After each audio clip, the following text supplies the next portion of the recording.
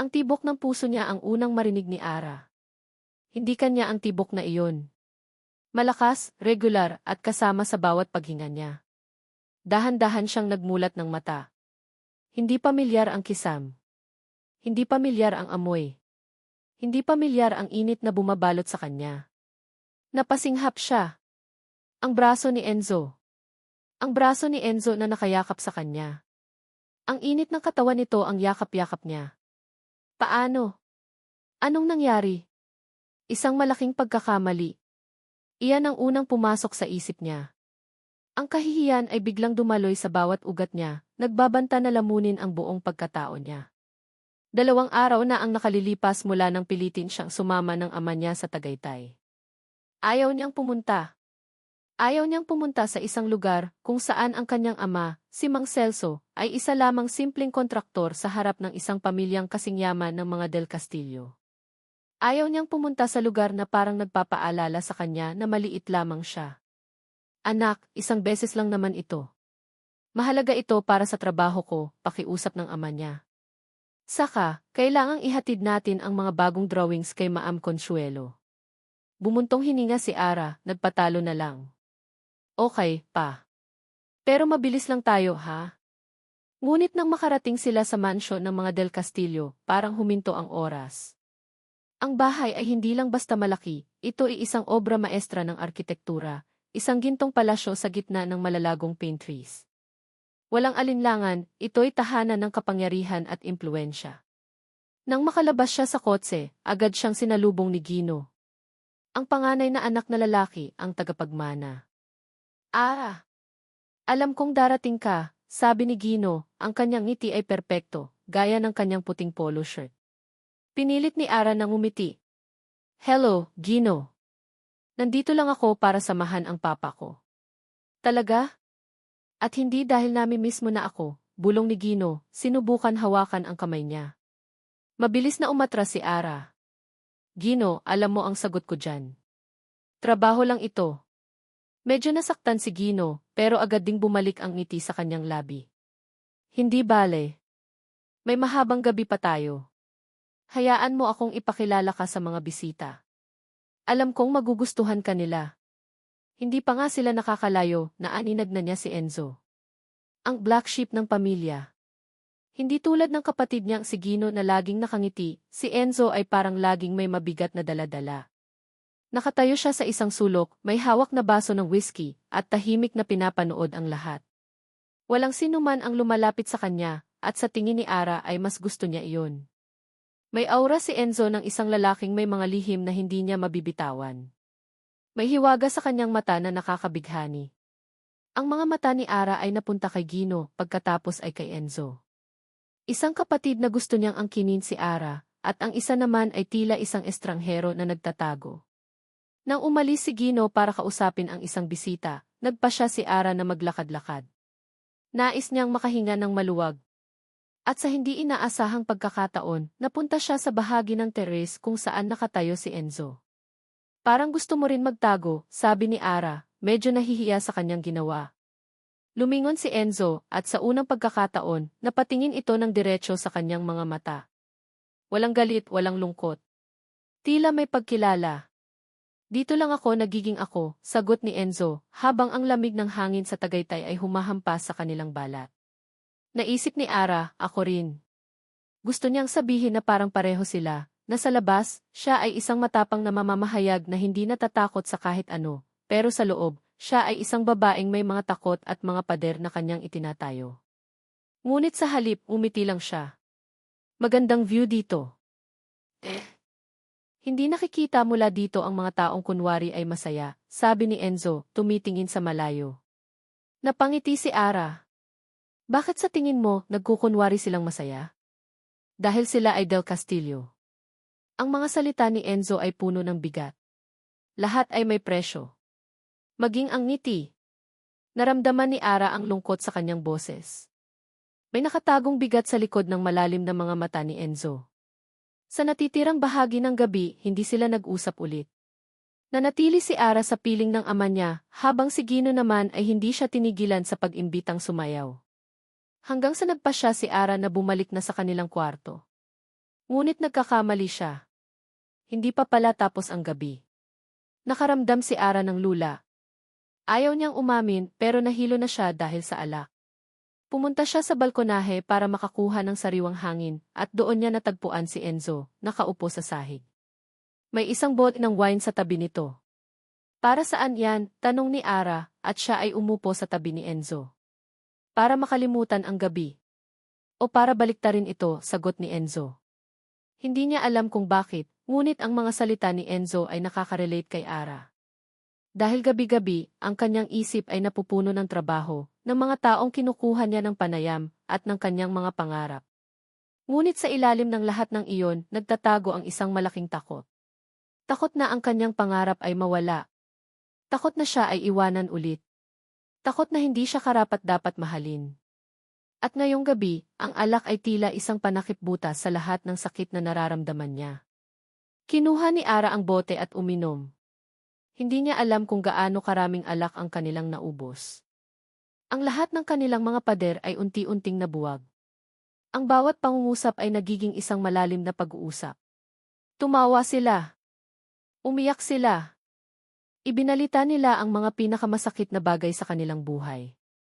Ibinahagi ni Ara ang tungkol sa kanyang mga pangarap. Ibinahagi naman ni Enzo ang tungkol sa kanyang mga nakaraang pinagdaanan. Walang pagdududa.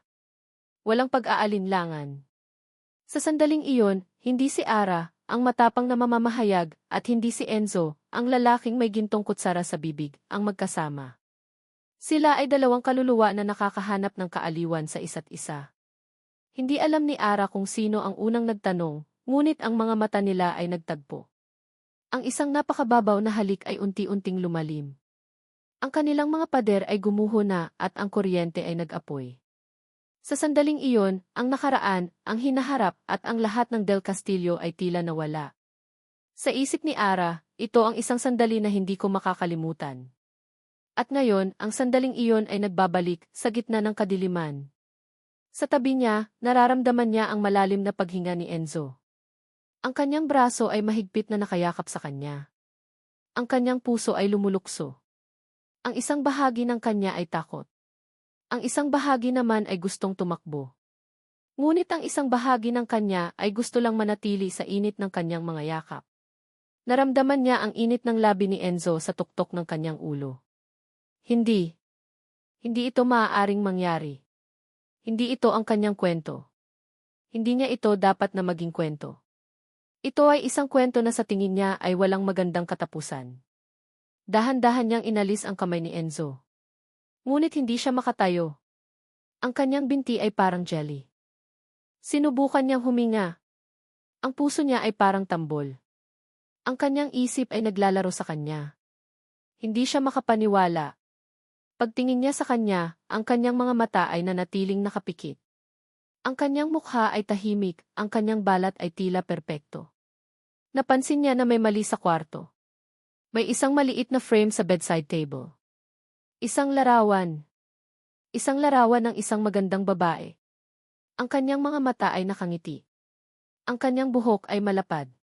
Siya ang babaeng pinakasalan ni Enzo. Ang babaeng naaksidente sa kotse at namatay sa isang aksidente na sinabi ni Enzo na siya ang may kasalanan. Isang matalim na sakit ang tumama sa puso ni Ara. Ito ay higit pa sa takot. Higit pa sa kahihiyan. Ito ay pagtataksil. Pag-iisip niya. Isang lihim na kasinungalingan ang nagsisimulang mabuo. Nagising si Enzo.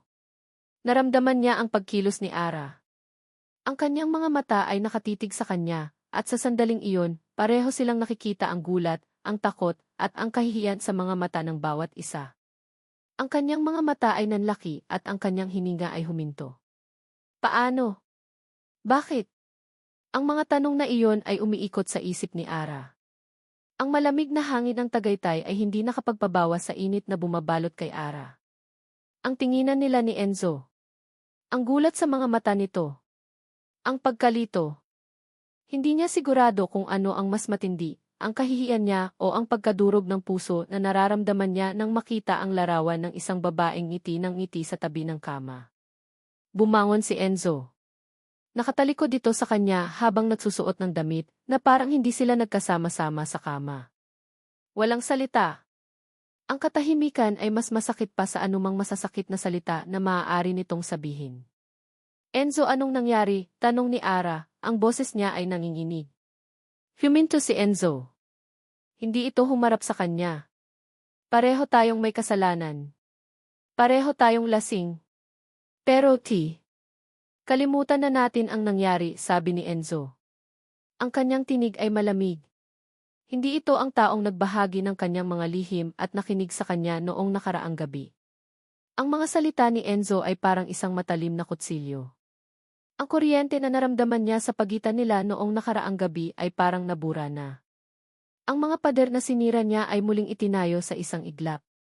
Hindi ganoon kadali nakalimutan ang nangyari, sabi ni Ara, pero okay. Kung iyan ang gusto mo. Nagmamadali siyang nagdamit. Hindi niya pinansin ang pagtitig ni Enzo sa likod niya. Hindi niya pinansin ang pag-init ng kanyang mga mata. Agad siyang lumabas ng kwarto. Habang naglalakad siya sa mahabang hallway ng Del Castillo Mansion, ang bawat hakbang ay parang isang martilyo sa kanyang dibdib. Naramdaman niya ang kahihiyan. Naramdaman niya na ginamit lang siya. Nang makita siya ng ama niya, na mukhang nababahala, nagtago si Ara sa kanyang sarili. Okay lang ako pa, sabi niya. Nagising lang ako ng maaga. Ngunit sa loob, alam niyang hindi siya okay.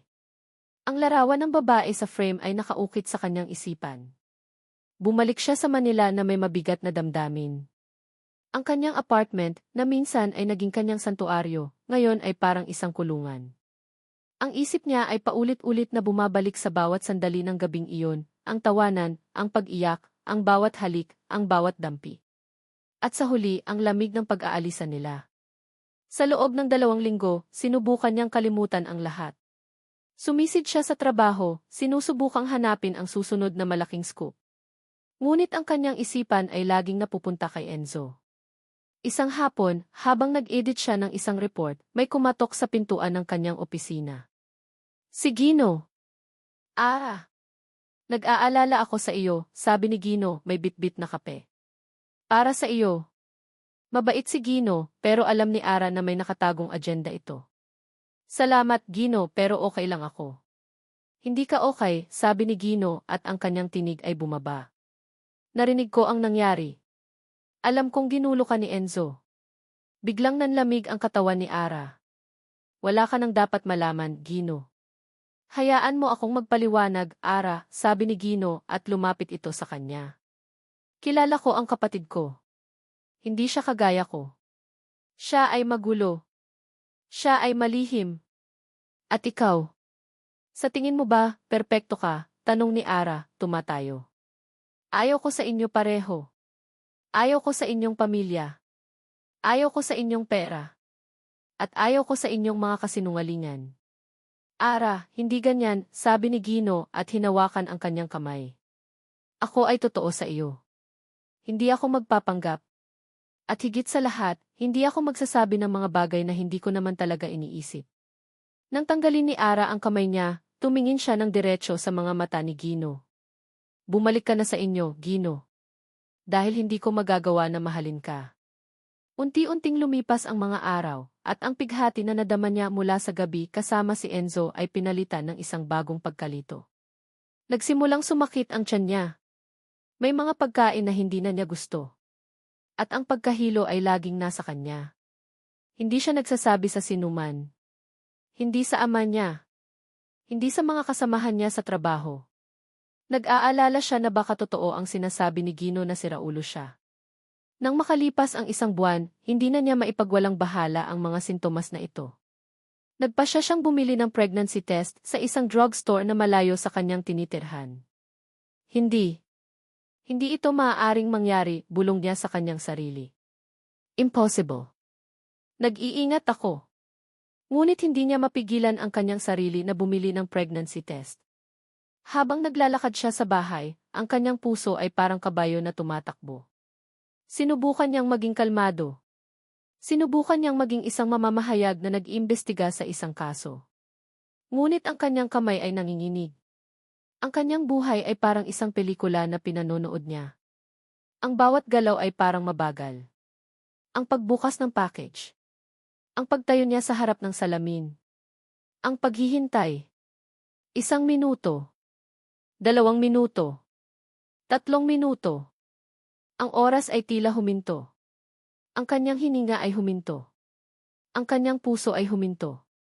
Pagtingin niya sa test, nakita niya ang isang linya. Isang linya.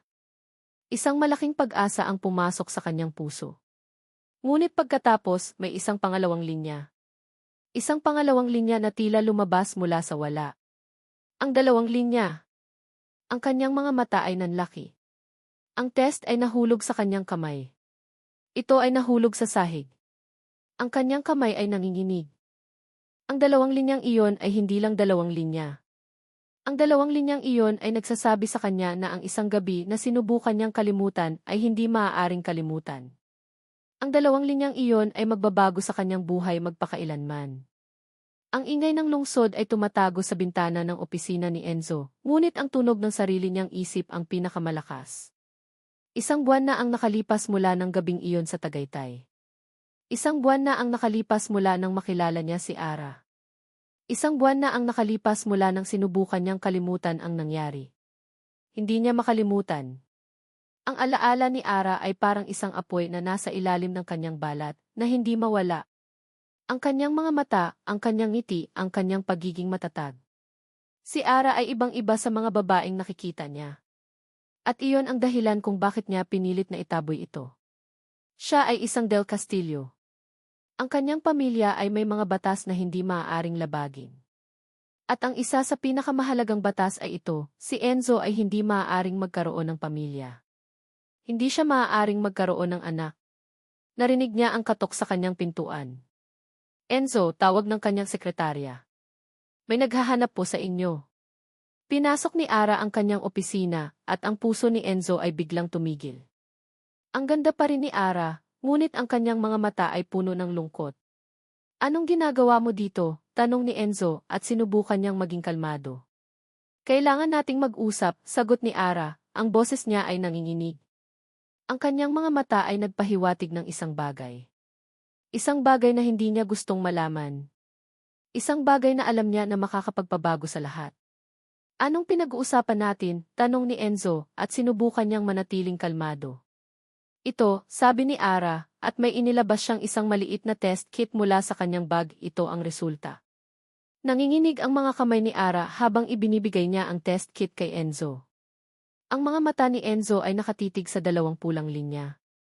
2 pulang linya. Isang simbolo ng isang bagong buhay. Isang simbolo ng isang bagay na imposible. Napailing si Enzo. Hindi. Hindi ito totoo, sabi ni Enzo, at ang kanyang tinig ay naging isang bulong. Anong ibig mong sabihin? Ito ay totoo, Enzo, sabi ni Ara, at ang kanyang mga mata ay napuno ng luha. Ito ay anak natin. Natawa si Enzo. Isang malungkot at masakit na tawa. Hindi. Hindi maaaring mangyari iyan.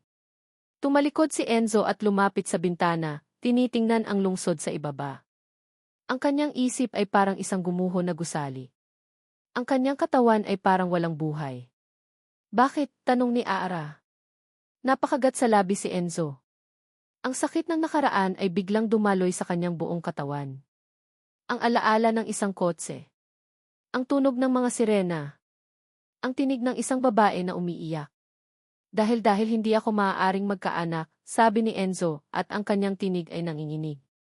Lumingon si Ara, at ang kanyang mga mata ay puno ng pagkalito. Anong ibig mong sabihin? Ang sabi ko, hindi ako maaaring magkaanak, sigaw ni Enzo. Wala akong kakayahang gawing ama. Matagal na akong sinabi sa akin. Dahil sa isang aksidente. Dahil sa isang bagay na ginawa ko. Ang mga salita ay tumama kay Ara na parang isang sampal. Ang kanyang mukha ay naging puti. Ang kanyang mga mata ay puno ng kalungkutan. Nag-iimbento ka lang, sabi ni Ara, at ang kanyang boses ay nanginginig. Hindi, sabi ni Enzo. Hindi. Ang gabi na iyon ito ay isang malaking pagkakamali. Dahil hindi ko magagawa na maging ama. Hindi ko magagawa na magkaroon ng pamilya. Napaluha si Ara. Hindi ko alam kung anong nangyari sa nakaraan mo, pero hindi ito kasinungalingan, Enzo. Nakita ko ang dalawang linyang iyan. Ito ay buhay. Ngunit sa isip ni Enzo, ang buhay na iyon ay isang sumpa. Isang sumpa na magpapagunita sa kanya sa lahat ng mga maling bagay na ginawa niya. Umalis ka na, Ara, sabi ni Enzo, at ang kanyang boses ay parang isang buhangin. Umalis ka na at kalimutan mo na ako. Nang umalis si Ara, ang kanyang mga mata ay puno ng luha. Naramdaman ni Enzo ang pagkadurog ng puso. Ngunit hindi niya magagawa na habulin ito. Hindi niya magagawa na maging isang ama. Ngunit ang katahimikan niya ay hindi tumagal. Biglang bumukas ang pintuan ng opisina ni Enzo. Si Gino! Ang kanyang mukha ay puno ng galit. Anong nangyayari dito? Tanong ni Gino at tiningnan niya si Enzo. Sabi niya, buntis siya. At anak mo daw. Walang pakialam, sabi ni Enzo at tumalikod siya. Paano mo masasabing walang pakialam? Tanong ni Gino at hinawakan ang braso ni Enzo. Ito ay isang Del Castillo. Kung totoo ang sinasabi niya, ito ay isang iskandalo. Hindi totoo, sabi ni Enzo at sinubukan niyang alisin ang kamay ni Gino. Hindi ako maaaring magkaroon ng anak. At bakit? Tanong ni Gino. Bakit ka hindi maaaring magkaroon ng anak? Dahil sa isang kasinungalingan na sinabi mo sa amin noon. Dahil sa babaeng namatay sa aksidente. Wala kang alam, sigaw ni Enzo. Alam ko, sabi ni Gino at ang kanyang tinig ay naging isang bulong. Alam ko na nag-iimbento ka lang. At ginagamit mo ito para makalimutan ang nakaraan mo. Pero hindi mo maaaring sirain ang pamilya natin dahil sa isang kasinungalingan. Ang kanilang sigawan ay tumago sa opisina. Hindi nila alam, ngunit ang kanilang ina, si Doña Consuelo, ay nakikinig sa kanila. Ang kanyang mukha ay walang emosyon. Ang kanyang mga mata ay parang dalawang bato. Nang umalis si Gino, si Enzo ay naiwan sa kanyang opisina, ang kanyang isip ay parang isang gumuho na gusali. Ang kanyang mga kamay ay nanginginig. Naramdaman niya ang pagkilos sa likod niya. Si Doña Consuelo. Ang kanyang mga mata ay nakatitig sa kanya, at sa sandaling iyon, ang takot ay lumabas sa puso ni Enzo. Narinig ko ang lahat, sabi ni Doña Consuelo. At ngayon, mayroon tayong problema. Nagpa siya si Doña Consuelo na kausapin si Ara. Pagkatapos ng lahat, siya ang ugat ng lahat ng problema. Nang makarating si Ara sa lobby, nag-aalala, ang kanyang mga mata ay puno ng luha. Tila hindi niya alam kung ano ang gagawin. Minsan, ang mga problema ay kailangang isettle ng personal, sabi ni Doña Consuelo. Lalo na kung ang problema ay ang pagbubuntis. Ang mga salita ni Doña Consuelo ay parang isang lason. Ang kanyang boses ay parang isang ahas na tumatakbo. Hindi ito isang problema, sabi ni Ara, at sinubukan niyang maging matatag. Ito ay isang blessing. Natawa si Doña Consuelo. Isang malamig at masakit na tawa. Tingnan mo, Ara. Ang buhay na iyan ay isang Del Castillo. At ang mga Del Castillo ay hindi nagiging blessing. Ang kanyang mga mata ay nagpahiwatig ng isang bagay. Hindi ka maaaring magkaroon ng anak ni Enzo. Walang magkakaroon. Bakit? Tanong ni Ara. Ngumiti si Doña Consuelo. Dahil siya ay isang Del Castillo. At ang dugo ng Del Castillo ay isang sumpa. Ang mga salita ni Doña Consuelo ay parang yelo, nakapaloob sa isang boses na kasing lamig ng hangin sa Tagaytay. Ang kanyang ngiti ay hindi umabot sa kanyang mga mata. Sa sandaling iyon, hindi na nakikita ni Ara ang isang mapagmataas na matriarch, kundi isang taong walang kaluluwa. Isang Del Castillo ang iyong anak. At ang dugo ng Del Castillo ay isang sumpa, sabi ni Doña Consuelo. Ang mga salitang iyon ay tumama kay Ara na parang isang matalim na kutsilyo. Hindi ito tungkol sa pera. Hindi ito tungkol sa isang love story na napunta sa wala. Ito ay tungkol sa kanyang anak. Ang anak niya na ngayon ay nasa loob ng kanyang sinapupunan. Tumingin ka sa akin, Ara, sabi ni Doña Consuelo at lumapit ito sa kanya. Hindi ka maaaring makipag-away sa akin. Ang aking pamilya ay napakaraming pera, at ang pera ay kapangyarihan. Hindi ko kailangan ang pera ninyo, sabi ni Ara, at ang kanyang boses ay matatag. Hindi ako kagaya ng mga taong kinukuha ninyo. Ako ay isang mamamahayag. Natawa si Doña Consuelo. Isang tawa na parang nakarinig ng isang biro. Mamamahayag, kaya mo bang labanan ang isang Del Castillo na may kakayahang bilhin ang lahat ng media outlet sa buong bansa? Naramdaman ni Ara ang galit sa kanyang puso. Ito ay hindi tungkol sa kanya. Ito ay tungkol sa kanyang anak. Hindi ka maaaring bilhin ang lahat ng bagay. At hindi mo maaaring bilhin ang katotohanan. Biglang nawala ang ngiti sa mukha ni Doña Consuelo. Mayroon kaming sapat na pera para burahin ang pag-iral mo. At maaari naming gawing masama ang kwento mo. Sa sandaling iyon, ang takot ni Ara ay pinalitan ng determinasyon. Hindi na siya isang babaeng nalilito at takot. Siya ay isang ina. At higit sa lahat, siya ay isang mamamahayag. Hindi ko hahayaan na mangyari iyan, sabi ni Ara, at tumalikod siya. Hindi ka maaaring bilhin ang aking kwento. Hindi mo maaaring bilhin ang aking anak. At lumakad siyang palayo. Bumalik si Ara sa kanyang apartment, ang kanyang isip ay parang isang gumuho na gusali. Ang mga salita ni Doña Consuelo ay paulit-ulit na tumatakbo sa kanyang isip. Hindi ka maaaring magkaanak. Dahil ang dugo ng Del Castillo ay isang sumpa. Ang mga salitang iyon ay hindi lang mga salita. Ito ay isang misyon. Isang misyon na kailangan niyang gawin. Naramdaman ni Ara ang pagtindi ng kanyang puso. Ito ay hindi lamang para sa kanyang sarili. Ito ay para sa kanyang anak. Nilabas niya ang kanyang laptop. Ang mga daliri niya ay parang tumutugtog ng piano, ang bawat pagpindot ay mailayunin. Ang kanyang isip ay nakatuon. Nagsimula siyang mag-imbestiga. Ang kanyang unang hakbang ay hanapin ang lahat ng mga balita tungkol sa aksidente ni Enzo. Sa loob ng ilang oras, ang kanyang apartment ay parang isang malaking library. Ang mga pahayagan ay nakakalat sa buong sahig. Ang kanyang mga screen ay puno ng mga artikulo, mga larawan at mga dokumento. Ang bawat artikulo ay nagsasabi ng parehong bagay. Ang Del Castillo here, kasama ang kanyang fiancé, ay naaksidente. Namatay ang kanyang fiancé. Si Enzo ay nakaligtas, ngunit mayroon siyang malalim na sugat at trauma. Ngunit may isang bagay na hindi maganda. Isang detalye. Ang pulis na nag-imbestiga sa kaso ay hindi nagbigay ng sapat na detalye tungkol sa aksidente. Ang mga testigo ay hindi nagbigay ng mga pangalan. At ang pamilya ay nagbigay ng isang malaking donasyon sa ospital pagkatapos ng aksidente. Napakagat sa labi si Ara. Ang kanyang isip ay parang isang spider na gumagawa ng isang web. Ang bawat detalye ay konektado sa isa't isa.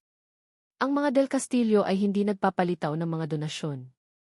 Ito ay isang lihim na ginagawa nila. Ngunit bakit? Ano ang tinatago nila? Ang kanyang susunod na hakbang ay hanapin ang mga pulis na nag-imbestiga sa kaso. Hindi niya inaasahan na makakahanap siya ng kahit ano. Ngunit sa kanyang trabaho, ang mga lumang kaso ay maaaring maging isang gintong mina. Sa kanyang trabaho, mayroon siyang kaibigan na isang pulis, si Istatlo Reyes. Alamin mo sa akin ang lahat ng pulis na nag-imbestiga sa aksidente ni Enzo Reyes, sabi ni Ara. Nang makalipas ang ilang oras, may natanggap siyang mensahe mula kay Reyes. Ara, may isang pulis na matagal nang retirado. Nagretiro siya pagkatapos ng kaso na iyon. Ang pangalan ng pulis ay si Mang Berto. Nakatira siya sa isang maliit na bahay sa labas ng Maynila. Nagmaneho si Ara sa kanyang kotse. Ang kanyang puso ay tumatakbo. Hindi siya sigurado kung ano ang kanyang hahanapin. Ngunit alam niya na kailangan niyang gawin ito. Nang makarating siya sa bahay ni Mang Berto, ang bahay ay parang isang lumang gusali. Ang mga pader ay luma na. Ang mga bintana ay may mga basag na salamin. Nang kumatok siya sa pintuan, binuksan ni Mang Berto ang pinto. Siya ay isang matanda, may puting buhok at isang mukha na puno ng mga wrinkles. Ano ang kailangan mo? Tanong ni Mang Berto. Ako ay isang mamamahayag, sabi ni Ara. Nandito ako para magtanong tungkol sa aksidente ni Enzo Del Castillo. Biglang nanlamig ang mukha ni Mang Berto. Wala akong alam, sabi niya. Umalis ka na. Pero hindi siya umalis. Sa halip, ibinuklat niya ang kanyang bag at kumuha ng isang larawan. Ang larawan ng isang babae. Siya ang fiancé ni Enzo. Kilala mo ba siya? Natahimik si Mang Berto. Tumingin siya sa larawan. At pagkatapos, tumingin siya sa mga mata ni Ara. Bakit ka nagtatanong? Tanong ni Mang Berto. Dahil sinabi nila na si Enzo ay hindi maaaring magkaanak, sabi ni Ara. At sinabi nila na ang aksidente na iyon ang dahilan. Bumuntong hininga si Mang Berto. Pumasok ka. Pumasok si Ara sa loob ng bahay. Ang loob ay parang isang lumang museo. Ang mga lumang gamit ay nakalagay sa bawat sulok. Ang pamilya del Castillo sila ay mga demonyo, sabi ni Mang Berto. Anong ibig mong sabihin? Tanong ni Ara. Si Enzo ay hindi asin, sabi ni Mang Berto. Hindi siya. Ang aksidente na iyon ito ay hindi aksidente. Nanginig ang buong katawan ni Ara. Anong ibig mong sabihin? Ang pamilya del Castillo sila ay gumawa ng isang plano, sabi ni Mang Berto. Sila ay gumawa ng isang plano para burahin ang pag-iral ng babaeng iyon. At ang kanilang plano ay gumana. Si Enzo ay walang alam. At ang kanyang pagiging isin ito ay isang kasinungalingan. Ang mga salita ni Mang Berto ay parang isang matalim na kutsilyo. Ang kanyang isip ay parang isang malaking gulo. Si Enzo ay hindi baog. Ang mga salitang iyon ay tumatakbo sa kanyang isip. Ang mga salitang iyon ay nagpapahiwatig ng isang bagay. Ang mga del Castillo ay hindi lang nagtatago ng isang kasinungalingan. Sila ay nagtatago ng isang krimen. Ang kanyang panaginip ay isang bangungot. Nagbalik sa isip niya ang tunog ng screeching tiles. Ang tunog ng nabasag na salamin. Ang tunog ng kanyang paghinga. Nakikita niya ang mukha ng kanyang fiancé, si Chloe. Ang ngiti nito ay puno ng pagmamahal. Ngunit sa isang iglap, ang ngiting iyon ay napalitan ng takot.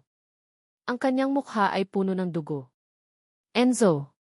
Enzo D. Nagising si Enzo sa gitna ng gabi, ang kanyang katawan ay basang-basa sa pawis. Ang kanyang puso ay tumitibok ng malakas. Hindi niya alam kung saan siya magsisimula. Ang lahat ng kanyang mga alala ay nagsisimulang lumabas. Ang mga pangyayari, ang mga taong nawala. Lahat ng iyon ay nagbalik sa kanya. Ang kanyang isip ay naglalayad. Ang kanyang mga kamay ay nanginginig. Ang kanyang puso ay puno ng takot. Mula nang umalis si Ara, ang kanyang buhay ay parang isang gumuho na gusali. Ang kanyang isip ay puno ng takot. Ang kanyang puso ay puno ng pagsisisi. Ang gabi na iyon nakasama niya si Ara. Iyon ay isang gabi na puno ng pagkakamali. Dahil alam niya na hindi siya maaaring maging isang ama. Enzo, okay ka lang ba? Si Gino. Ang kanyang kapatid. Ang kanyang mukha ay puno ng pag-aalala. Hindi.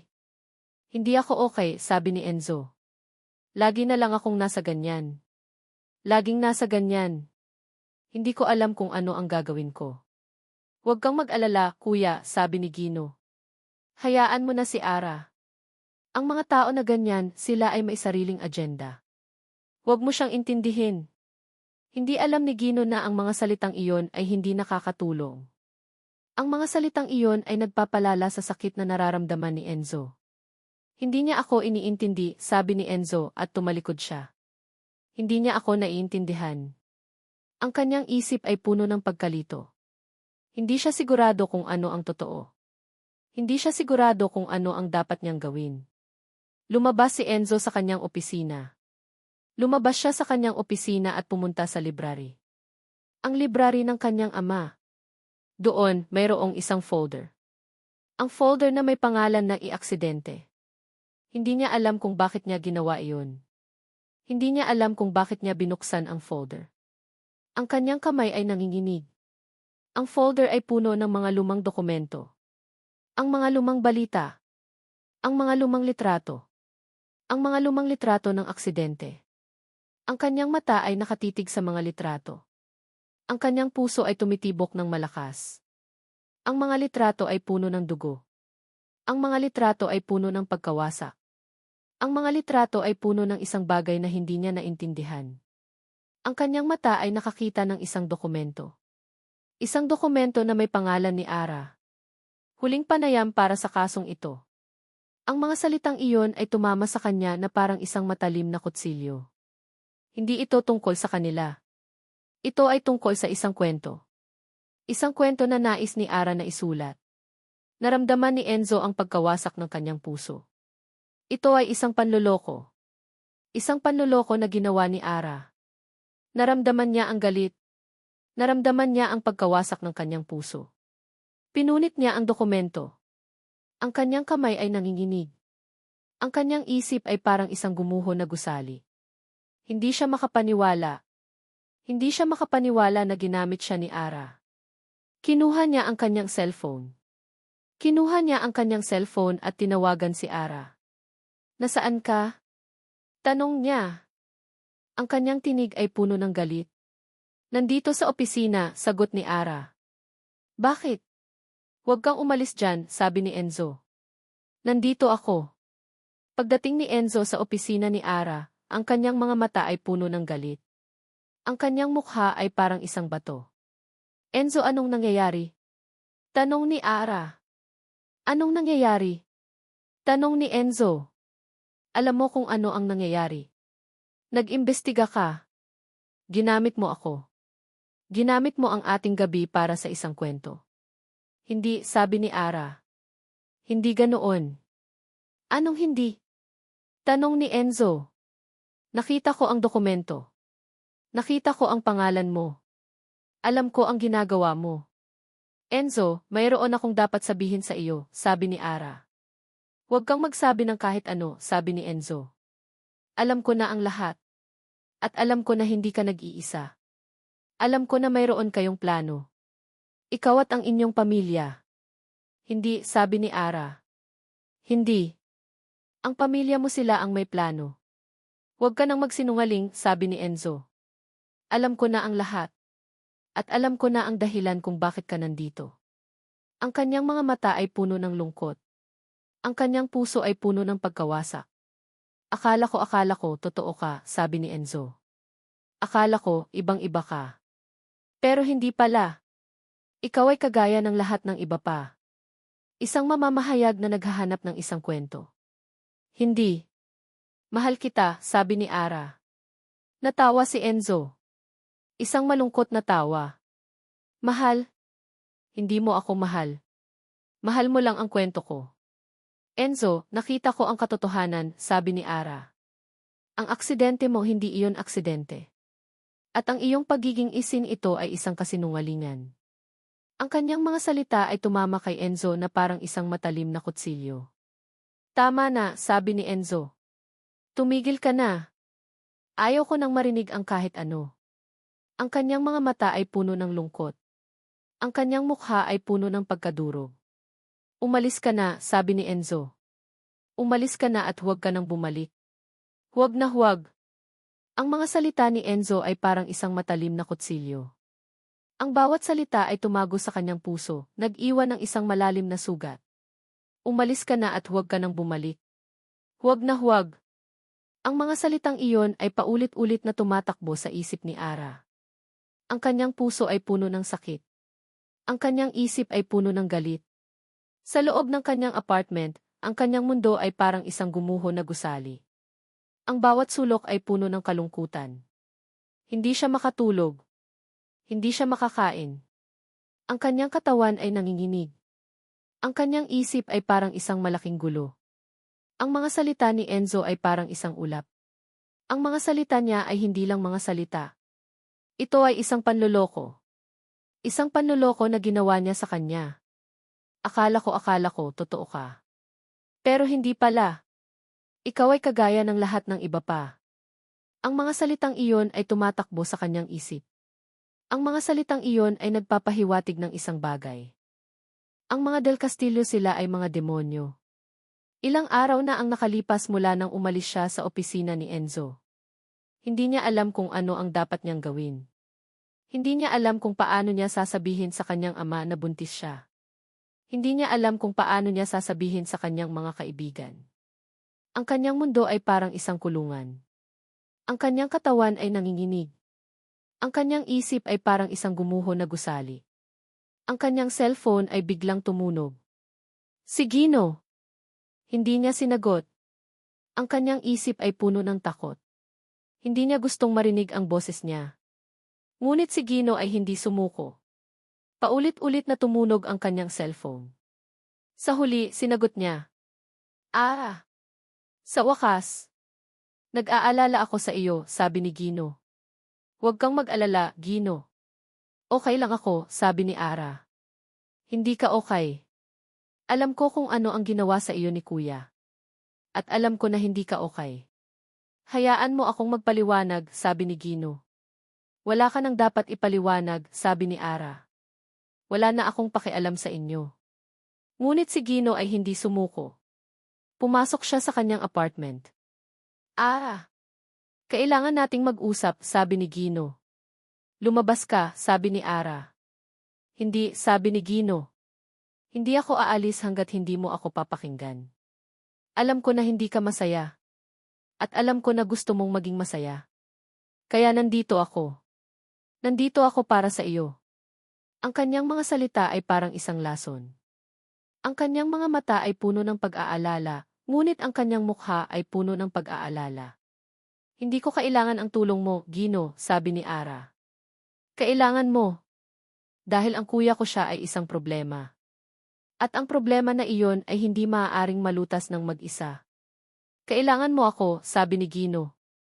Hindi. Hindi ko kailangan ang sinuman, sabi ni Ara. Pero mayroon kang anak. At ang anak mo kailangan niya ng isang ama, sabi ni Gino. At ang ama na iyon ako iyon. Natawa si Ara. Isang malungkot na tawa. Gino, hindi mo kailanman magagawa na maging ama ng anak ko. Biglang nagbago ang mukha ni Gino. Ang kanyang mga mata ay puno ng galit. Bakit? Dahil ba mahal mo siya? Dahil ba mahal mo ang kuya ko? Hindi. Hindi na. Hindi ko na siya mahal, sabi ni Ara. Mahal ko ang anak ko. Kung ganoon, bakit hindi mo ako mamahalin, tanong ni Gino. Ako ay totoo sa iyo. Ako ay totoo sa iyo mula pa noon. At ang kuya ko siya ay isang kasinungalingan. Gino, umalis ka na, sabi ni Ara, at pinilit niyang buksan ang pinto. Nang umalis si Gino, si Ara ay naiwan sa kanyang apartment, ang kanyang puso ay puno ng sakit. Ilang oras na ang nakalipas. Ang kanyang cellphone ay biglang tumunog. Doña Consuelo. Ara, sabi ni Doña Consuelo. Mayroon tayong dapat na pag-usapan. Wala na akong sasabihin, sabi ni Ara. Huwag kang maging ganyan. Ang iyong ama siya ay nag-aalala sa iyo, sabi ni Doña Consuelo. Alam mo, ang isang mamamahayag ay hindi maaaring maging masaya. Ang kanilang buhay ay puno ng mga problema. At ang mga problema na iyon ay hindi maaaring malutas. Maliban na lang kung ang mga problema na iyon ay nalutas. Ang kanyang mga salita ay parang isang lason. Ang kanyang boses ay parang isang ahas na tumatakbo. Anong ibig mong sabihin? Tanong ni Ara. Alam mo kung anong ibig kong sabihin, sabi ni Doña Consuelo. Ang iyong ama siya ay nag-aalala sa iyo. At ang isang anak ay hindi maaaring maging masaya kung ang kanyang ama ay hindi masaya. Naramdaman ni Ara ang takot sa kanyang puso. Ito ay isang pagbabanta. Isang pagbabanta na hindi niya maaaring baliwalain. Huwag mong galawin ang aking ama, sabi ni Ara. Hindi. Hindi ko siya gagalawin, sabi ni Doña Consuelo. Ngunit ang kanyang karera ito ay maaaring malutas. O maaari itong masira. Nanginginig ang buong katawan ni Ara. Ang kanyang isip ay parang isang gumuho na gusali. Ang kanyang puso ay tumitibok ng malakas. Ano ang gusto mo? Tanong ni Ara. Ang gusto ko nakalimutan mo ang lahat. Kalimutan mo si Enzo. Kalimutan mo ang lahat ng mga nangyari, sabi ni Doña Consuelo. Hindi ko maaaring kalimutan ang lahat. Mayroon akong anak, sabi ni Ara. Kung gayon, kailangan mong gumawa ng isang desisyon, sabi ni Doña Consuelo. Ang buhay mo ang buhay ng iyong anak, ang buhay ng iyong ama, ang lahat ng iyan ay nasa iyong mga kamay. Kung hindi mo gagawin ang gusto ko, ang lahat ay mawawala. Pagkatapos, biglang namatay ang tawag. Si Ara ay naiwan sa kanyang apartment, ang kanyang isip ay puno ng takot. Biglang naramdaman niya ang isang matalim na sakit sa kanyang tiyan. Ang sakit ay parang isang matalim na kutsilyo. Napahawak siya sa kanyang tiyan. Ang kanyang puso ay tumitibok ng malakas. Ang kanyang isip ay puno ng takot. Ang sakit ay tumindi. Ang sakit ay parang isang bulaklak na nagbubukas. Ang sakit ay parang isang apoy na nagliliyab. Ang kanyang boses ay parang isang hiyaw. Ang kanyang mga kamay ay nanginginig. Ang kanyang isip ay parang isang gumuho na gusali. Hindi siya makatayo. Hindi siya makahinga. Ang kanyang mga mata ay nanlaki. Nang bumagsak siya sa sahig, ang kanyang isip ay puno ng isang salita. Isang salita na hindi niya maaaring kalimutan. Anak.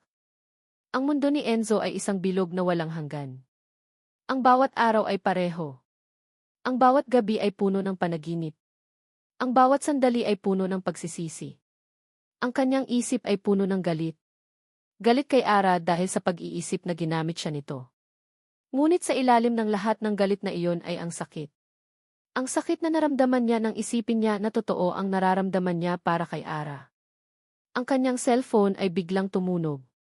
Isang numero na hindi niya kilala. Hindi niya sinagot. Ang kanyang isip ay puno ng gulo. Ngunit ang tawag ay paulit-ulit na dumating. Sa huli, sinagot niya. Hello. M. Del Castillo. Ang boses ay isang babae.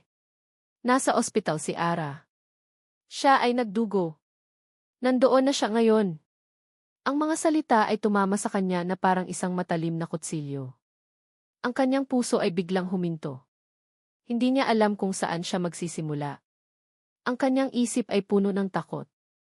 Ang kanyang katawan ay nanginginig. Nanginginig ang kanyang kamay habang sinisikap niya na ideal ang numero. Ngunit ang kanyang kamay ay nanginginig. Ang kanyang isip ay parang isang gumuho na gusali. Ang kanyang isip ay parang isang gumuho na gusali. Anong nangyayari? Tanong ni Gino na nakakita sa kanya. Ara, sabi ni Enzo. Nasa ospital siya. Walang sinuman ang nagsabi ng kahit ano. Pareho silang tumakbo. Ang kanilang pagtakbo ay parang isang panaginip. Ang kanilang pagtakbo ay parang isang panaginip. Ang kanilang pagtakbo ay parang isang panaginip. Ang takot ay nasa kanilang puso. Pagdating ni Enzo sa ospital, ang kanyang isip ay puno ng takot. Ang kanyang puso ay tumitibok ng malakas. Ang mga nurses ay tumatakbo sa paligid. Ang mga doctors ay nagtatrabaho. Ang lahat ay parang isang malaking gulo. Nasaan si Ara? Tanong ni Enzo. Eng Del Castillo, kailangan nating mag-usap, sabi ng isang nurse. Wala akong pakialam. Nasaan si Ara? Ang kanyang tinig ay puno ng galit. Ang kanyang mukha ay puno ng takot. Ang nurse ay tumuro sa isang kwarto. Ang kwarto ay puno ng mga doktor. Ang mga doktor ay nagtatrabaho. Ang kanyang puso ay huminto. Ang kanyang isip ay puno ng takot. Ang kanyang katawan ay nanginginig. Ang nurse ay tumango sa kanya. Pasok ka. Pumasok si Enzo sa kwarto. Ang kanyang mga mata ay puno ng luha. Si Ara. Ang kanyang mukha ay puti. Ang kanyang mga mata ay nakapikit. Ang kanyang katawan ay parang walang buhay. Ang kanyang puso ay puno ng sakit. Ang kanyang puso ay puno ng pagsisisi. Hindi niya alam kung paano niya sasabihin sa kanya. Hindi niya alam kung paano niya ipapaliwanag ang lahat. Ara, bulong ni Enzo. Ara, ako ito. Ang kanyang mga kamay ay nanginginig habang hinahawakan niya ang kamay ni Ara. Ang kanyang mga mata ay puno ng luha. Hindi niya magagawa na magsinungaling. Hindi niya magagawa na maging isang Del Castillo. Ang kanyang isip ay puno ng galit. Galit sa kanyang ina. Galit sa kanyang ama. Galit sa lahat ng mga kasinungalingan na sinabi nila sa kanya. Ara. Patawad, sabi ni Enzo. Patawad sa lahat ng kasinungalingan na sinabi ko. Patawad sa lahat ng sakit na dinulot ko. Ang kanyang mga mata ay puno ng luha. Ang kanyang isip ay puno ng pagsisisi. Ang aksidente ko, hindi ito aksidente. Ito ay isang plano. Isang plano na ginawa ng aking pamilya, sabi ni Enzo. Ang babaeng kasama ko, ang fiancé ko, siya ay namatay. At ang kanyang pagiging isin ito ay isang kasinungalingan. Ang kanyang mga salita ay puno ng sakit. Ang kanyang boses ay puno ng pagsisisi. Hindi ko alam. Wala akong alam. Akala ko, totoo ang lahat, sabi ni Enzo. Akala ko, totoo ang lahat ng sinabi nila sa akin. Ang kanyang puso ay puno ng sakit. Ang kanyang puso ay puno ng pagsisisi. Ang aking ina, siya ang nagplano. Siya ang gumawa ng lahat, sabi ni Enzo. Siya ang nagplano na patayin ang babaeng iyon. Siya ang nagplano na patayin ang babaeng iyon dahil hindi niya gusto ang relasyon namin. At ang aking ama siya ang gumawa ng lahat. Ang kanyang mga salita ay puno ng sakit. Ang kanyang boses ay puno ng pagsisisi. Ginamit niya ako. Ginamit niya ako para burahin ang pag-iral ng babaeng iyon. At ngayon ginagamit niya ang lahat para burahin ang pag-iral mo.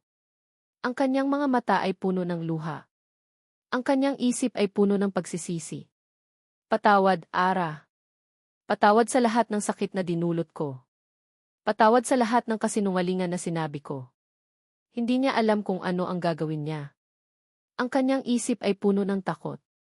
Ang kanyang isip ay puno ng pagsisisi. Huwag kang mamatay, Ara, sabi ni Enzo. Huwag kang mamatay. Pakiusap. Ang kanyang mga mata ay puno ng luha. Ang kanyang isip ay puno ng pagsisisi. Mahal kita, sabi ni Enzo. Mahal kita. Ang kanyang mga salita ay puno ng sakit. Ang kanyang boses ay puno ng pagsisisi. Nanginginig ang kanyang kamay habang hinahawakan niya ang kamay ni Ara.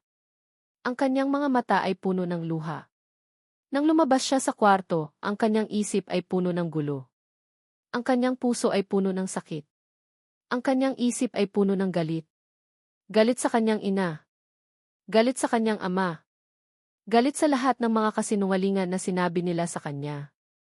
Ang kanyang mga mata ay puno ng galit. Ang kanyang mukha ay puno ng galit. Hindi niya alam, ngunit sa likod ng pinto, may isang tao na nakikinig. Si Gino. Ang kanyang mukha ay puno ng gulat. Ang kanyang mga mata ay puno ng sakit. Ang kanyang isip ay puno ng gulo. Hindi niya alam kung ano ang totoo. Hindi niya alam kung ano ang dapat niyang gawin. Ang kanyang isip ay puno ng gulo. Ang kanyang puso ay puno ng sakit. Si Gino ay nag-aalala. Nag-aalala siya sa kanyang kapatid. Nag-aalala siya sa kanyang ina. Nag-aalala siya sa lahat. Ngunit sa likod ng pinto, ang kanyang isip ay puno ng isang salita. Pagsisisi. Ang kanyang puso ay puno ng galit. Galit sa kanyang ina. Galit sa kanyang ama. Galit sa lahat ng mga kasinungalingan na sinabi nila sa kanya. Nang lumabas siya sa pinto, ang kanyang mga mata ay puno ng galit. Ang kanyang mukha ay puno ng galit. Ang kanyang puso ay puno ng sakit. Isang bagyo ang pumutok sa isipan ni Gino. Ang bawat salita ni Enzo sa ospital, ang pagkumpisal tungkol sa aksidente, sa kasinungalingan ng pagiging isin, at sa kamay ng kanilang ina sa lahat, ay parang kidlat na tumatama sa kanyang dating paniniwala. Hindi siya ang biktima. Hindi si Enzo ang demonyo. Ang demonyo ay nasa bahay. Ang demonyo ay ang babaeng nagpalaki sa kanila. Ang galit na naramdaman niya ay hindi kagaya ng anumang galit na naramdaman niya noon. Ito ay isang galit na maihalo ng pagkadurog ng puso. Ang kanyang buhay ay isang malaking kasinungalingan at ang taong pinakamamahal niya ang dahilan. Agad siyang bumalik sa Del Castillo Mansion. Ang kanyang mga kamay ay nanginginig sa galit. Hindi niya naisip ang anumang bagay maliban sa isang bagay, ang paghaharap. Nang makarating siya sa mansion, ang lahat ay tahimik. Ngunit ang katahimikan na iyon ay mas masakit pa sa anumang ingay. Nakita niya ang kanyang ina, si Doña Consuelo, na nakaupo sa sala, nagbabasa ng isang libro. Ang kanyang mukha ay parang isang anghel na walang kaluluwa. Ina, sabi ni Gino at ang kanyang boses ay puno ng galit. Tumingin si Doña Consuelo sa kanya.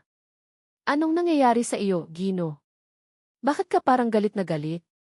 Huwag kang magkunwari, sabi ni Gino. Alam ko na ang lahat. Nawala ang ngiti sa mukha ni Doña Consuelo. Ang kanyang mga mata ay nanlaki. Ang kanyang mukha ay puno ng takot. Anong ibig mong sabihin? Tanong ni Doña Consuelo. Huwag kang magsinungaling, sabi ni Gino. Alam ko na ang lahat. Alam ko na ang tungkol sa aksidente. Alam ko na ang tungkol sa pagiging isin ni Enzo. At alam ko na ang tungkol sa plano mo na patayin si Ara. Ang mga salita ay tumama kay Doña Consuelo na parang isang matalim na kutsilyo. Ang kanyang mukha ay naging puti.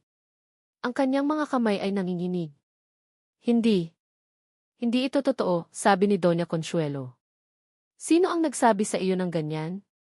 Ang kuya ko, sabi ni Gino. At alam ko na hindi siya nag-imbento. Dahil ang lahat ng sinasabi niya ay totoo. Ang mga salita ni Gino ay puno ng galit. Ang kanyang puso ay puno ng sakit. Ginamit mo ako. Ginawa mo akong isang puppet. Ginawa mo akong isang taong walang kaluluwa. At sa lahat ng iyan, ginawa mo akong masama, sabi ni Gino. Ang kanyang mga mata ay puno ng luha. Ang kanyang isip ay puno ng galit. Paano mo nagawa ito? Gino, huwag ka nang maniwala sa kanya, sabi ni Doña Consuelo. Siya ay isang siraulo. Ang aksidente niya ito ay isang aksidente. At ang kanyang pagiging isin ito ay isang aksidente. Huwag kang magsinungaling, sabi ni Gino. Ang aksidente na iyon ito ay isang plano. Isang plano na ginawa mo. Isang plano na ginawa mo para patayin ang babaeng mahal niya. At ngayon ginagawa mo ulit sa isang babae na mahalaga sa kanya. Ang kanyang boses ay naging isang hiyaw. Ang kanyang mga kamay ay nanginginig. Ang kanyang isip ay puno ng galit. Bakit, ina? Bakit mo ginawa ito sa akin? Hindi alam ni Gino na sa likod ng pinto, si Ara at Enzo ay nakikinig. Ang kanilang mga mata ay puno ng luha. Ang kanilang mga puso ay puno ng sakit. Gino, huminahon ka, sabi ni Enzo at lumabas siya sa likod ng pinto. Huminahon ka. Hindi, sabi ni Gino. Hindi ako humihingi ng tawad. Anak, huwag mong gawin ito, sabi ni Doña Consuelo. Huwag mo akong tawagin na anak, sabi ni Gino. Hindi ako anak mo. Hindi ako anak ng isang demonyo. Ang lahat ng ginawa mo sa akin, ang lahat ng sinabi mo sa akin, ang lahat ng iyan ay isang kasinungalingan. Ang kanyang mga salita ay tumama kay Doña Consuelo na parang isang matalim na kutsilyo. Gino, huminahon ka, sabi ni Ara, at lumabas siya sa likod ng pinto. Huminahon ka. Ang kanyang mukha ay puno ng takot. Ang kanyang puso ay puno ng sakit. Arak, sabi ni Gino, at ang kanyang boses ay puno ng luha. Patawad. Patawad sa lahat ng ginawa ko sa iyo. Patawad sa lahat ng kasinungalingan na sinabi ko. Patawad sa lahat ng sakit na dinulot ko. Ang kanyang mga mata ay puno ng luha. Ang kanyang isip ay puno ng pagsisisi. Hindi mo dapat na ginawa ito. Ang lahat ng ginawa mo, hindi mo dapat na ginawa ito, sabi ni Gino. Ang kanyang mga salita ay tumama kay Doña Consuelo na parang isang matalim na kutsilyo. Gino, anak ko, patawad, sabi ni Doña Consuelo. Huwag kang humingi ng tawad, sabi ni Gino. Hindi ka humingi ng tawad sa kanya. Hindi ka humingi ng tawad sa kuya ko. At hindi ka humingi ng tawad sa akin. Ang kanyang mga salita ay puno ng galit. Ang kanyang boses ay puno ng galit. Ang lahat ng ginawa mo ito ay isang krimen, sabi ni Gino. Ito ay isang krimen na hindi maaaring burahin. At ang lahat ng ginawa mo ito ay isang kasinungalingan. Ang kanyang mga salita ay tumama kay Doña Consuelo na parang isang matalim na kutsilyo. Ang lahat ng ginawa mo sa amin ito ay hindi ko malilimutan. Hindi ko kailanman malilimutan, sabi ni Gino. Ang kanyang mga mata ay puno ng luha. Ang kanyang isip ay puno ng pagsisisi. Hindi. Hindi ito maaaring mangyari, sabi ni Doña Consuelo.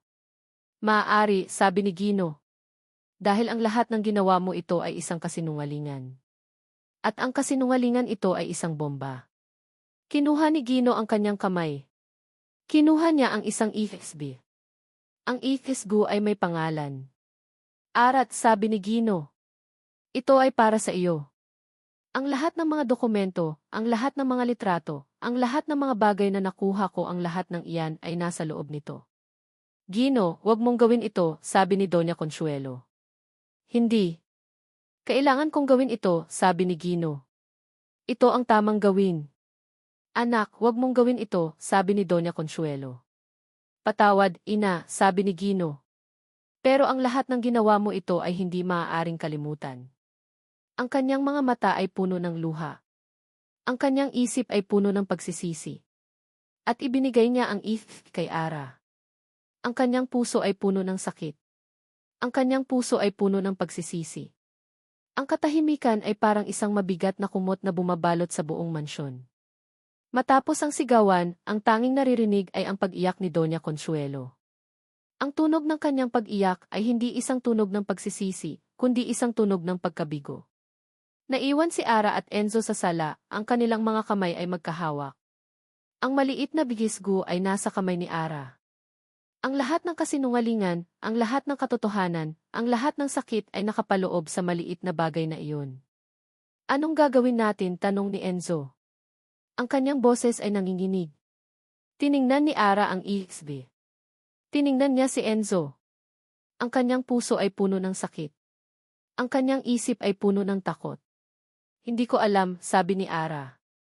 Ang lahat ng ito ay parang isang gumuho na gusali. Hindi, sabi ni Enzo. Hindi. Hindi na. Ang lahat ng ito ay isang pagtatapos. Hindi siya nag-iisa. Siya ay may isang tao na makakasama niya. Siya ay may isang anak na darating. Hindi niya kailangan ang Del Castillo. Hindi niya kailangan ang lahat ng kasinungalingan na iyon. Enzo, hindi ko ito ipapublish, sabi ni Ara. Nanlaki ang mga mata ni Enzo. Bakit? Ito ang katotohanan. Ito ang kwento na magpapalaya sa atin. Hindi, sabi ni Ara. Hindi. Ang pagpapalaya ay hindi galing sa isang kwento. Ang pagpapalaya ay galing sa pagpapatawad. Ang kanyang mga salita ay puno ng pag-ibig. Ang kanyang boses ay puno ng pag-asa. Ayaw kong simulan ang ating pamilya sa galit. Ayaw kong simulan ang ating pamilya sa paghihiganti. Gusto ko na simulan ang ating pamilya sa pagmamahal. Gusto ko na simulan ang ating pamilya sa pagpapatawad.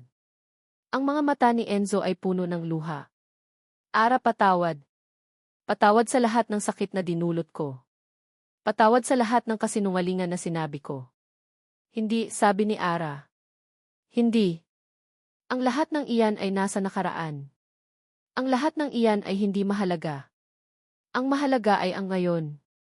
Ang mahalaga ay ang ating kinabukasan. Ang kanilang mga kamay ay magkahawak. Ang kanilang mga mata ay nagtagpo.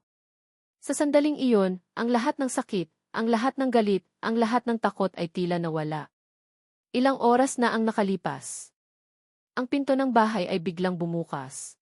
Si Gino. Ang kanyang mukha ay puno ng lungkot.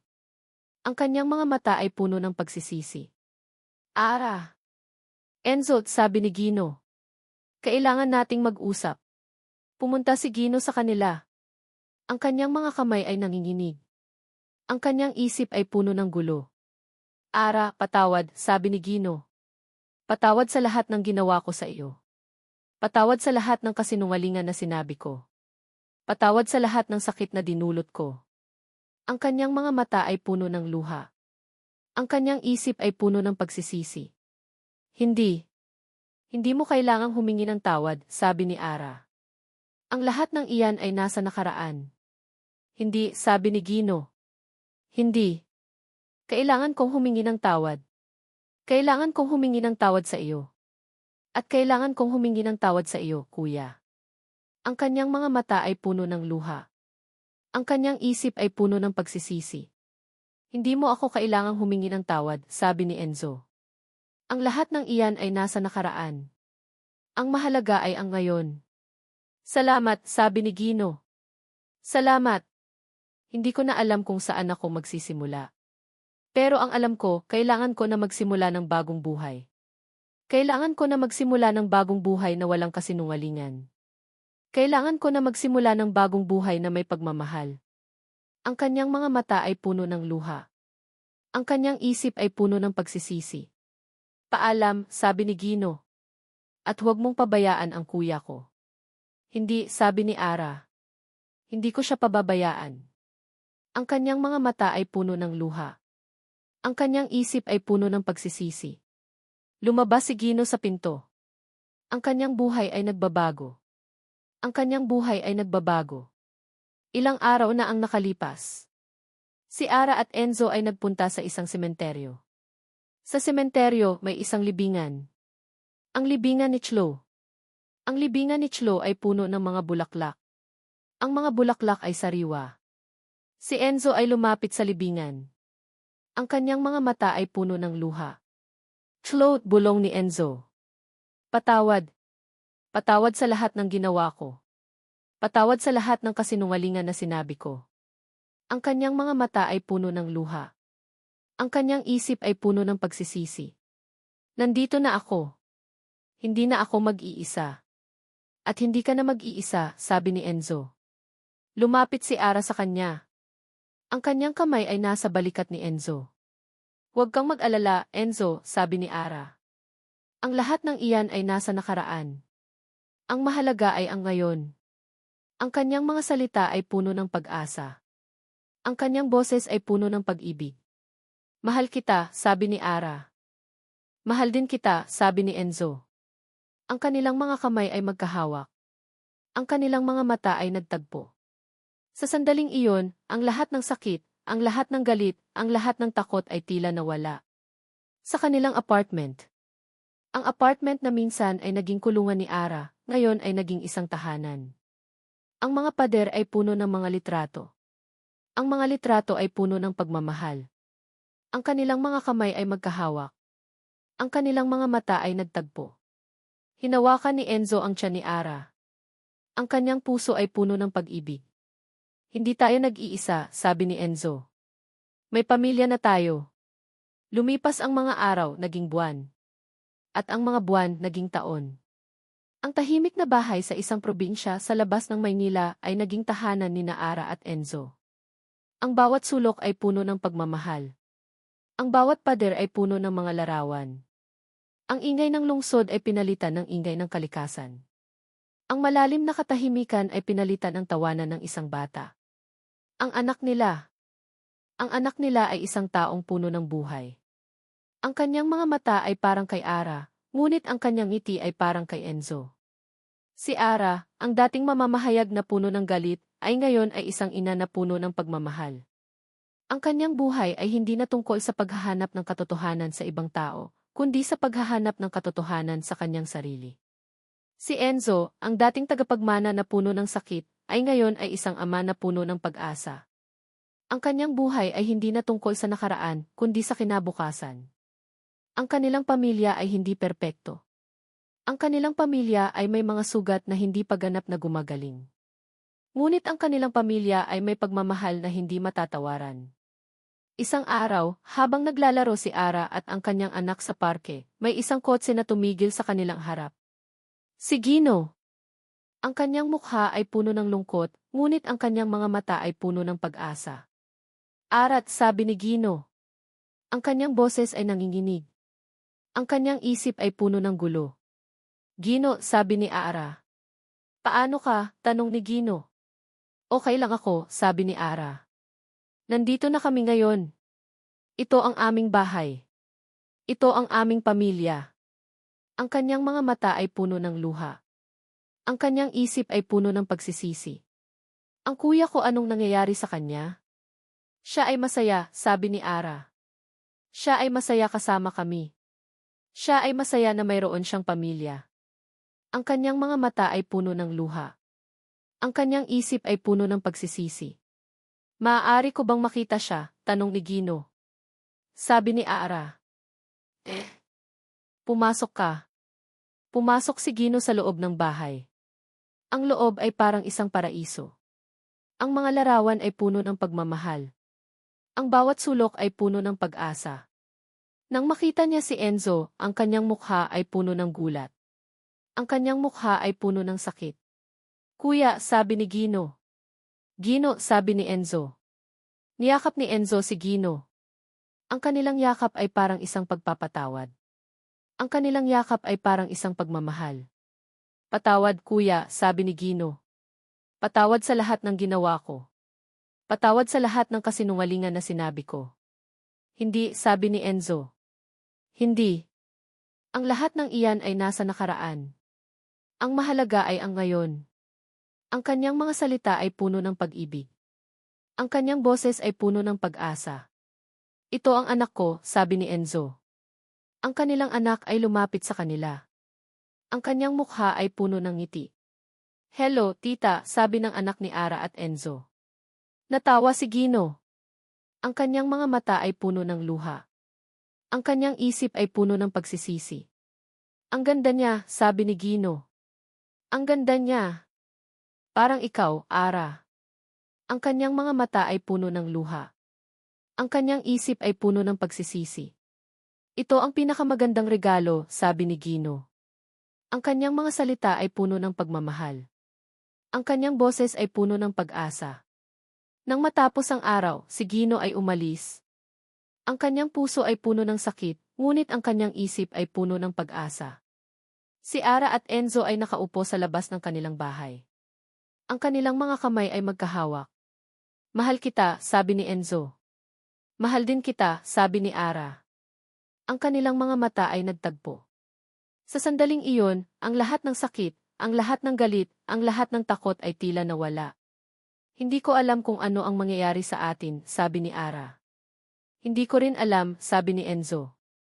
Pero ang alam ko, ang lahat ng iyan ay nasa nakaraan. Ang mahalaga ay ang ngayon. Ang mahalaga ay ang ating kinabukasan.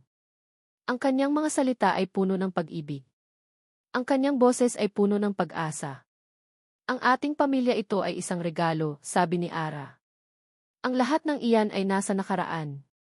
Ang mahalaga ay ang ngayon. Ang mahalaga ay ang ating kinabukasan. Ang kanyang mga mata ay puno ng luha. Ang kanyang isip ay puno ng pagsisisi. Ang kanyang puso ay puno ng pagmamahal. Ang kanyang isip ay puno ng pag-asa. Ang kanyang mga mata ay nagtagpo. Ang kanyang mga kamay ay magkahawak. Ang kanilang buhay ay hindi perpekto. Ngunit ang kanilang buhay ay puno ng pagmamahal. Ang kanilang buhay ay hindi perpekto. Ngunit ang kanilang buhay ay puno ng pag-asa. Ang kanilang buhay ay hindi perpekto. Ngunit ang kanilang buhay ay puno ng pagpapatawad. At dito nagtatapos ang kwento ni Ara at Enzo, at ang kanilang paglalakbay patungo sa pag-ibig, pagpapatawad, at paghahanap ng tunay na pamilya. Isang mainit na pagbati sa lahat ng nakasama namin sa bawat kabanata ng kwentong ito. Taos puso kaming nagpapasalamat sa inyong paglalaan ng oras at damdamin. Kasama namin kayo sa bawat ngiti, luha, takot at pag-asa. Ang paggawa ng kwentong ito ay isang mahalagang bahagi ng aming buhay. Ang bawat salita ay galing sa puso, at ang bawat karakter ay parang naging bahagi ng aming pamilya.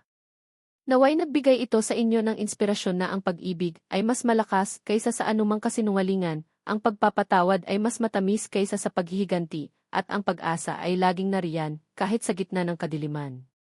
Sa huli, ang mahalaga ay ang ating kinabukasan. Ang ating kinabukasan ay nasa ating mga kamay. At ang ating kinabukasan ay puno ng pag-ibig, pag-asa at pagpapatawad. Pusong Pinoy Tales.